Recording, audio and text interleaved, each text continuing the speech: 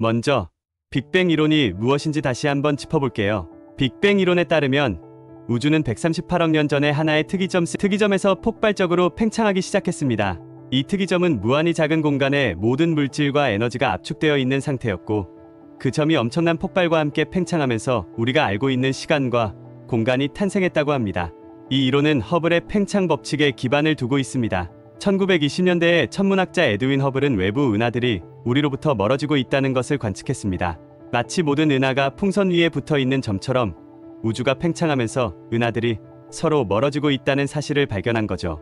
이 발견 덕분에 우주는 한때 아주 작은 점에서 시작되었고, 이후로 계속 팽창해왔다는 빅뱅 이론이 탄생하게 되었습니다. 하지만 빅뱅 이론은 몇 가지 중요한 질문에 답을 하지 못하는데요. 대표적인 문제는 우주의 불균일성 문제입니다. 빅뱅 이론에 따르면 우주는 완벽하게 균일한 상태로 시작되었어야 하지만 실제로는 그렇지 않습니다.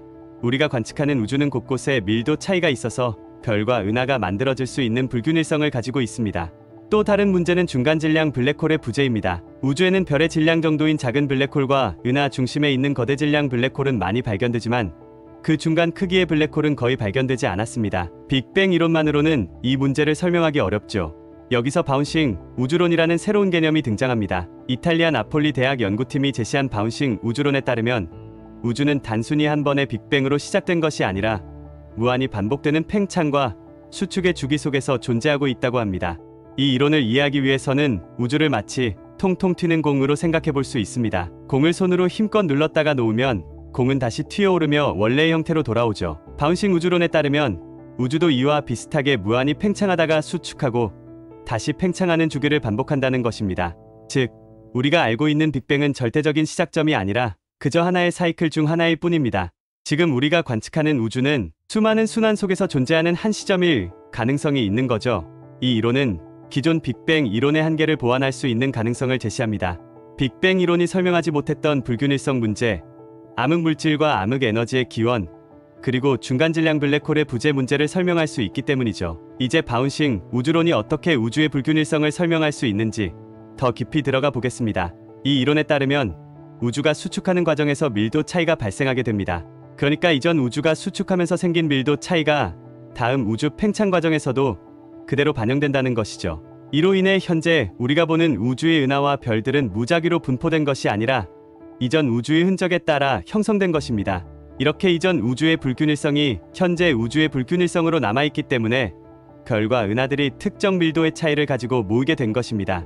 또 다른 흥미로운 점은 암흑물질과 암흑에너지의 기원에 대한 설명인데요. 바운싱 우주론에서는 우주가 수축과 팽창을 반복하면서 그 과정에서 만들어진 다양한 원시 블랙홀들이 암흑물질로 존재할 수 있다고 주장합니다. 팽창 과정에서 이 블랙홀들이 점점 밀도가 낮아지고 이들이 암흑물질과 암흑에너지로 남아있다는 거죠. 이 암흑물질과 암흑에너지는 현재 우주의 약 95% 이상을 차지하지만 우리가 직접 관측할 수는 없는 신비로운 물질입니다. 따라서 바운싱 우주론이 암흑물질과 암흑에너지의 기원을 설명할 수 있다면 이는 우주론의 큰 진전이 될 수 있습니다. 그렇다면 이 바운싱 우주론을 어떻게 검증할 수 있을까요? 현재로서는 우주의 시작에 대한 구체적인 실험 증거를 확보하기 어려운 상황이지만 연구팀은 중력파 관측을 통해 바운싱 우주론을 검증할 가능성이 있다고 제시했습니다. 빅뱅 직후에 생성된 원시 블랙홀들이 존재했다면 그때 발생한 중력파가 오늘날까지 남아있을 수 있습니다. 중력파는 시공간의 미세한 진동으로 블랙홀이 만들어질 때 발생하는데요. 지금은 라이고라는 중력파 관측 장비로 중력파를 탐지할 수 있는 초기 단계에 있지만 가까운 미래에 더 강력한 중력파 탐지 장비, 예를 들어 아인슈타인 중력파 관측소가 개발된다면 빅뱅 이전의 중력파를 탐지해 바운싱 우주론을 검증할 수 있을지도 모릅니다. 만약 빅뱅 이전에 존재했던 원시 블랙홀들의 중력파 패턴을 발견할 수 있다면 이는 바운싱 우주론을 지지하는 매우 강력한 증거가 될 것입니다. 바운싱 우주론이 진짜라면 우리는 우주가 무한히 반복되는 거대한 사이클 속에서 살아가고 있는 셈이죠. 여기서 흥미로운 점은 바운싱 우주론이 단순히 물리적 이론을 넘어 철학적으로도 우주에 대해 새로운 시각을 제시한다는 것입니다. 빅뱅 이론에서는 우주의 시작과 끝이 있다고 생각했습니다. 하나의 폭발로 시작된 우주는 언젠가 에너지를 다 써버리거나 팽창을 멈추고 수축하며 끝을 맞이할 것이라고 본 거죠. 하지만 바운싱 우주론에 따르면 우주는 영원히 계속되는 사이클을 가진 존재입니다. 이 이론을 따른다면 우리 우주는 끝없는 순환 속에 있으며 지금 이 순간에도 그 순환의 한 사이클을 살고 있는 셈이죠. 이러한 관점은 인간의 삶에도 많은 영감을 줄 수 있습니다. 우주는 끝없이 순환하며 새로운 시작을 만들어내는 거대한 시스템이라면 우리는 그 우주 속에서 작지만 중요한 부분을 차지하고 있는 셈입니다. 이런 점에서 바운싱 우주론은 우주론적 의미뿐 아니라 존재와 순환에 대한 철학적 질문을 던지고 있습니다. 물론 이 모든 것이 아직 가설 단계에 있으며 완벽하게 검증된 것은 아닙니다. 하지만 바운싱 우주론이 제시하는 새로운 시각은 앞으로의 우주 연구에 큰 영감을 줄 것입니다. 특히 더 발전된 중력파 관측 기술이 개발된다면 우주의 기원과 미래에 대해 우리가 지금보다 훨씬 많은 것을 이해할 수 있을 겁니다. 오늘의 영상이 여러분께 우주에 대한 새로운 시각을 제시했길 바랍니다. 바운싱 우주론은 우주론의 기존 틀을 깨는 혁신적인 이론이자 앞으로 더 많은 연구가 필요하지만 우리에게 무한한 상상력을 불어넣어주는 주제입니다. 우주가 빅뱅으로 시작하지 않고 끝없이 순환하는 시스템 속에 있다면 우리는 정말로 우주 안에서 무엇을 보고 있는 걸까요? 이 질문은 우주의 비밀이 풀리는 날까지 우리를 계속해서 궁금하게 만들 것입니다. 그럼 다른 각도로 우주가 무한히 반복된다면 로저 펜로즈의 CCC 가설과 최근 발견된 우주의 비밀에 대해 알아보겠습니다.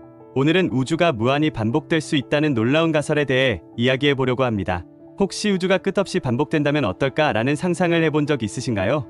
나치 하나의 그림 속에서 중심으로 계속 들어가다 보면 처음 그림으로 돌아오는 무한 반복 이미지처럼 우리가 살고 있는 이 우주도 계속해서 순환하고 있다면 어떤 느낌일까요? 이 이야기를 상상에서 그치지 않고 수학과 물리학으로 제시한 과학자가 있습니다. 바로 2020년 노벨 물리학상 수상자인 로저 펜로즈입니다. 펜로즈는 이 개념을 컨포멀 사이클릭 우주론, 줄여서 CCC 가설이라고 부르는데요. 이 가설에 따르면 우주의 역사가 계속해서 순환하며 새로운 우주를 만들어낸다고 합니다. 그리고 최근 천문학자들이 우주에서 매우 거대한 구조를 발견하면서 이 CCC 가설이 다시 주목받고 있습니다. 오늘은 CCC 가설이 무엇인지, 이 가설이 왜 흥미로운지, 최근 발견된 거대 우주 구조와 어떤 관계가 있는지를 하나씩 탐구해 보겠습니다. 어쩌면 우리가 지금 살고 있는 이 우주는 한 번으로 끝나는 것이 아니라 이미 수많은 회차를 거친 무한한 순환의 일부일지도 모르니까요. 먼저 최근에 발견된 우주의 거대 구조들에 대해 알아보겠습니다. 사실 우주에서 수억 학년에 걸쳐 이어진 거대 구조가 발견된 건 이번이 처음은 아닙니다. 그럼에도 불구하고 이번에 새로 발견된 구조들은 과학자들에게 새로운 충격을 안겨주었는데요.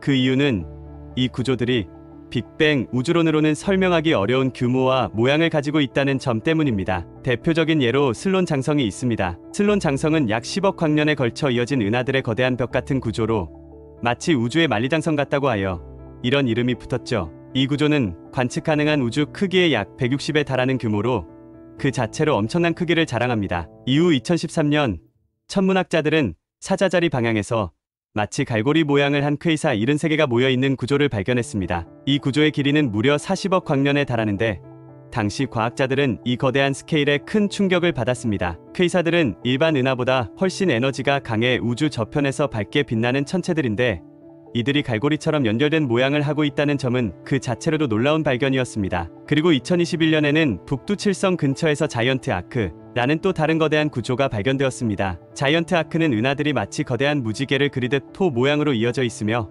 그 길이가 약 33억 광년에 달합니다. 이 거대한 호는 현재까지 발견된 가장 큰 우주 구조 중 하나로 우주의 가장자리에서 빛나며 천문학자들의 주목을 받았습니다. 그러다가 올해 천문학자들은 자이언트 아크 바로 옆에서 또 다른 거대한 구조인 빅링을 발견했습니다. 이 구조는 북두칠성의 국자 손잡이 부분에서 거대한 고리 형태로 형성되어 있으며 직경이 13억 광년에 달하는데요.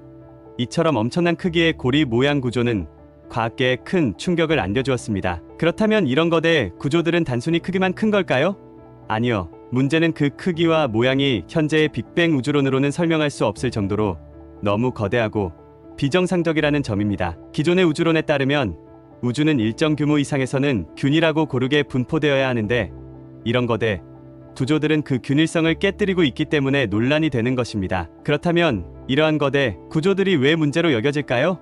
이 질문에 답하기 위해 우주의 탄생 순간, 즉 빅뱅과 초기 우주의 팽창 과정으로 돌아가 봐야 합니다. 빅뱅 이후 우주는 엄청난 속도로 팽창하기 시작했습니다. 이 초기 팽창을 인플레이션이라고 부르는데 인플레이션이 끝난 후 우주가 더 이상 급격하게 팽창하지 않고 현재와 같은 팽창 속도를 유지하게 되었다고 알려져 있습니다. 인플레이션 과정에서 우주는 무작위적인 미세한 밀도 차이를 가지고 팽창하게 되었고 이러한 미세한 밀도 차이가 커지며 오늘날의 거대한 우주 구조가 만들어지게 되었습니다. 이 과정에서 매우 중요한 개념이 하나 있습니다. 우주의 밀도 차이가 큰 스케일에서는 무작위적이지만 작은 스케일에서는 일정하게 분포된다는 것입니다. 즉, 우주는 매우 큰 스케일에서는 균일하고 등방성을 가져야 하며 이는 우주의 모든 방향에서 비슷한 모습을 보여야 한다는 것입니다. 하지만 이번에 발견된 거대 구조들은 이 가정을 벗어나 있습니다. 빅링의 직경이 13억 광년이고 자이언트 아크는 33억 광년, 헤라클레스 북쪽 왕관자리 장성은 100억 광년에 달하는데 이렇게 거대한 규모의 구조들이 발견되었다는 것은 기존의 빅뱅 우주론과 모순되는 결과입니다. 빅뱅 우주론에 따르면 이런 거대한 구조들은 존재할 수 없으며 우주가 어디에서나 거의 비슷하게 보이도록 균일한 분포를 가져야 하기 때문이죠. 이러한 관찰 결과는 기존 우주론의 한계를 드러내며 과학자들에게 우주가 정말로 빅뱅 한 번만으로 형성된 것인지에 대한 의문을 불러일으켰습니다. 그래서 일부 과학자들은 이러한 거대 구조들이 로저 펠로즈가 제시한 CCC 가설과 관련이 있을지 모른다고 보고 있습니다. 이제 로저 펠로즈의 컨포멀 사이클릭 우주론 CCC 가설에 대해 자세히 살펴보겠습니다. CCC 가설은 우주가 빅뱅 한 번으로 시작해서 단일한 진화를 거친다는 기존의 우주론과는 다른 시각을 제시합니다. 펠로즈는 우주가 단 한 번 시작되고 끝나는 것이 아니라 반복적으로 새로운 우주가 탄생하고 있다고 주장했습니다. CCC 가설에 따르면 현재의 우주는 이전 우주가 모든 별과 은하가 사라지고 블랙홀만 남은 상태에서 시작된 것입니다. 펠로즈에 따르면 우주가 무한히 팽창하다가 결국 모든 물질이 사라진 후 블랙홀만 남게 되며 이 블랙홀마저도 호킹 복사에 의해 사라지면서 새로운 빅뱅을 일으키게 된다는 것입니다. 이 과정에서 매우 흥미로운 개념이 등장합니다. 바로 호킹 포인트입니다. 펠로즈는 블랙홀이 완전히 증발하는 순간 그 위치에 거대한 에너지가 방출되면서 새로운 우주의 흔적이 남을 수 있다고 봤습니다. 그리고 이런 호킹 포인트가 모여 새로운 우주의 고리 형태의 구조를 만들 수 있다고 가정한 것입니다. 따라서 이번에 발견된 빅링과 같은 거대한 고리 형태의 구조는 이전 우주의 흔적일 수 있다는 추측이 제기되고 있습니다. 만약 이 가설이 맞다면 우리 우주는 한 번 시작된 것이 아니라 이전 우주의 흔적이 남아 새로운 우주가 만들어졌다는 놀라운 이야기를 품고 있는 셈입니다. CCC 가설은 단순히 과학적인 이론을 넘어서 우주와 우리 존재에 대한 철학적 질문을 던집니다. 만약 우주가 무한히 반복된다면 우리의 삶과 우주의 의미는 어떻게 변화할까요? 우리는 과연 몇 번째 우주의 일부일까요? 어쩌면 지금까지 수많은 우주가 순환해왔고 그 속에서 우리가 살아가고 있는지도 모릅니다. 앞으로 천문학자들이 더 정밀한 관측을 통해 우주 거대 구조의 비밀을 밝혀내고 CCC 가설이 입증된다면 우리의 우주관은 큰 변화를 맞이하게 될 것입니다. 이론적으로만 존재하던 우주의 무한 반복이 현실로 다가올 가능성도 생기는 것이죠. 그 다음으로 빅뱅이 무엇이고 우주의 시작과 끝에 대해 파헤쳐 보겠습니다. 우리는 흔히 우주의 시작을 빅뱅이라고 부릅니다. 그렇다면 빅뱅은 어디서 어떻게 일어났을까요? 우주가 점처럼 작은 상태에서 빵 하고 폭발했다고들 하지만 그게 정말 맞는 말일까요? 또 우주는 어디까지 뻗어 있을까요? 오늘은 우주의 시작과 현재 그리고 우리가 모르는 신비한 이야기들까지 속속들이 파헤쳐 보겠습니다. 여러분, 빅뱅이란 말을 들으면 어떤 생각이 드시나요? 흔히들 우주의 시작을 설명할 때 빅뱅이라는 거대한 폭발이 있었다고 얘기합니다. 그런데 사실 빅뱅은 말 그대로의 폭발이 아닙니다. 이건 오해를 풀고 넘어가야 하는데요. 빅뱅은 무우에서 갑자기 모든 것이 생겨난 엄청난 사건이라기보다 아주 작은 점처럼 고밀도의 상태에서 우주가 팽창하기 시작한 것을 의미합니다. 즉, 빅뱅은 폭발이라기보다 모든 것이 응축되어 있던 작은 점이 팽창하면서 공간이 확장되기 시작한 사건이었죠. 빅뱅의 점이 모든 우주의 시작이었고 그 점이 무한히 작았던 순간을 우리는 태초의 우주라고 부릅니다. 이 초기 우주는 지금의 상상하기 어려울 만큼 작고 뜨거운 상태였습니다. 이 작은 공간에 모든 에너지가 밀집되어 있었고 이로 인해 무시무시한 온도와 밀도를 가지게 되었죠. 물리학자들은 이를 특이점이라고 부릅니다. 여기서 특이점이란 우리가 알고 있는 물리 법칙이 적용되지 않는 상태를 의미합니다. 시간과 공간의 개념도 우리가 아는 방식으로는 성립되지 않았죠. 그래서 많은 과학자들은 빅뱅 이전의 상태를 설명하기가 어렵다고 말합니다. 특히 빅뱅 이전에 무언가가 있었는지에 대한 질문은 현재 과학이 풀어내기 어려운 주제입니다. 왜냐하면 시간과 공간의 개념 자체가 빅뱅 이후에 생겨났다고 보기 때문이죠. 다시 말해 우리가 이해하는 이전이라는 개념조차도 빅뱅 이전에는 존재하지 않았다는 겁니다. 과연 상상하기 어렵죠? 그러면 빅뱅이 어디서 일어났냐? 고 물을 수 있겠죠. 많은 사람들이 우주 어디 한 곳에서 폭발이 일어났나? 라고 생각하기 쉽지만 사실 빅뱅은 우주의 모든 곳에서 일어난 사건입니다. 우주가 처음 시작할 때 어느 한 점에서 발생한 것이 아니라 모든 지점이 동시에 팽창하기 시작했습니다. 이걸 이해하기 쉽게 설명해 볼게요. 풍선을 상상해 보세요. 공기를 불어넣기 시작하면 풍선의 모든 점이 서로 멀어지면서 풍선이 커지죠. 우리 우주의 팽창도 이와 비슷합니다. 우리가 우주의 끝을 찾아보려 해도 모든 지점이 팽창하고 있기 때문에 어디가 시작인지 알 수가 없는 것이죠. 즉, 빅뱅은 우주의 모든 지점에서 동시에 일어난 사건으로 특정한 지점을 중심으로 일어난 폭발이 아닙니다. 그러니 빅뱅이 어디서 일어났냐? 질문에 대한 답은 모든 곳에서 동시에 일어났다라고 할 수 있어요. 이 개념을 이해하는 것은 중요합니다. 우리가 생각하는 일상적인 폭발은 중심이 있고 폭발이 일어난 이후 파편들이 주변으로 퍼져나가는 형태죠. 하지만 우주의 팽창은 파편이 흩어지는 것이 아니라 공간 자체가 늘어나는 것입니다. 이는 우리가 상상하는 차원을 넘어서기 때문에 과학자들도 이 팽창의 개념을 설명하기 위해 다양한 비유를 사용합니다. 더 나아가 이 팽창은 지금도 계속되고 있습니다. 빅뱅 이후 우주는 현재까지도 팽창하고 있으며 이는 관측으로 확인된 사실입니다. 하지만 이 팽창이 언제까지 계속될지는 아무도 알 수 없어요. 우주는 계속해서 팽창할 수도 있고 어느 순간 중력이 우세해져 다시 수축할 수도 있다는 다양한 이론이 존재합니다. 우주의 팽창에 대해 좀 더 깊이 들어가 볼까요? 우리가 관측할 수 있는 우주의 크기는 약 460억 광년에 달합니다. 그렇다면 이 크기가 곧 우주의 크기일까요? 사실 우주의 크기는 우리 상상 이상으로 커서 끝이 없을 가능성이 매우 높습니다. 과학자들은 현재의 관측 결과와 수학적인 계산을 통해 우주가 무한한 공간일 가능성이 크다고 보고 있습니다. 여기서 잠깐 관측 가능한 우주라는 용어가 나왔는데요. 관측 가능한 우주는 우리가 현재 기술로 관측할 수 있는 우주의 범위를 말합니다. 우주의 나이가 약 138억 년이기 때문에 그동안 빛이 이동한 거리인 약 460억 광년이 우리의 관측 범위가 되는 것입니다. 이 거리가 바로 관측 가능한 우주의 반경입니다. 하지만 우리가 관측할 수 없는 우주 너머에도 분명히 공간이 존재할 것입니다. 그 너머는 우리가 아직 도달할 수 없는 미지의 세계죠. 만약 우주가 끝이 없는 공간이라면 관측 가능한 우주는 그 무한한 우주의 일부에 불과한 셈입니다. 그리고 이 관측 가능한 우주라는 개념은 시간에 따라 변화합니다. 시간이 지날수록 빛이 더 멀리까지 도달하게 되어 더 넓은 범위의 우주를 관측할 수 있게 되죠. 이는 우주가 팽창하면서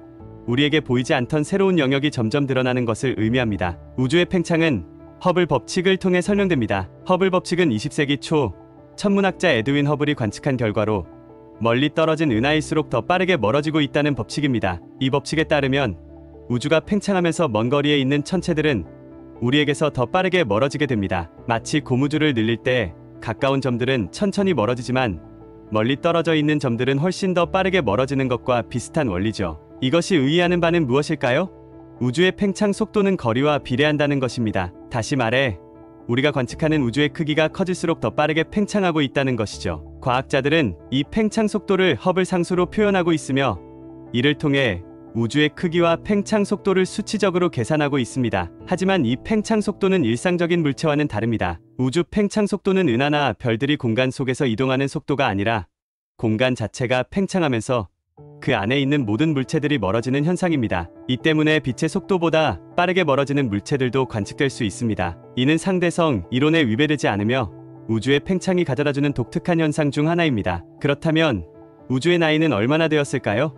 현재 과학자들은 우주의 나이를 약 138억 년으로 추정하고 있습니다. 이 말은 우리가 관측할 수 있는 우주의 시간적 범위가 138억 년이라는 뜻이죠. 하지만 우주의 나이가 138억 년이라고 해서 우리가 관측할 수 있는 우주의 최대 거리도 38억 광년인 것은 아닙니다. 왜냐하면 우주는 그동안 계속 팽창해왔기 때문입니다. 따라서 우주가 팽창하면서 빛이 날아오는 거리도 늘어나 현재 우리가 볼 수 있는 최대 반경은 약 460억 광년입니다. 이것을 관측 가능한 우주라고 부르죠. 그리고 이 관측 가능한 우주는 시간이 지남에 따라 점점 더 넓어지고 있습니다. 왜냐하면 우주의 팽창 속도가 계속해서 가속되고 있기 때문입니다. 이는 다크 에너지라는 미지의 힘이 우주의 팽창을 가속화시키고 있다는 것이 과학자들의 설명입니다. 이 다크 에너지는 우리가 아직 완전히 이해하지 못한 현상으로 전체 우주의 약 68%를 차지한다고 추정됩니다. 빅뱅 이후 우주는 어떻게 변화해 왔을까요?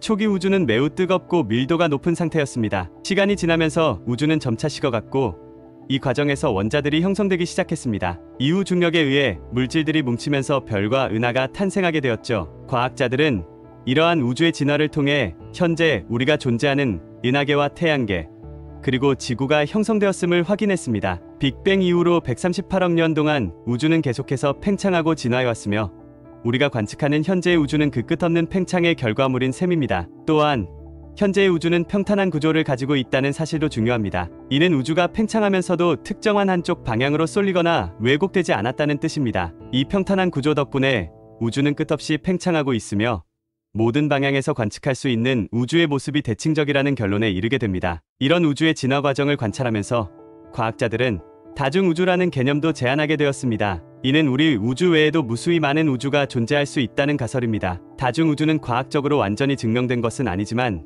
여러 이론 물리학자들이 이 개념을 연구하고 있습니다. 이 다중우주론에 따르면 우리 우주와 전혀 다른 물리 법칙이 적용되는 우주들이 무한히 존재할 수도 있습니다. 여기서 중요한 질문이 하나 생깁니다. 그렇다면 우주의 중심이 있을까요?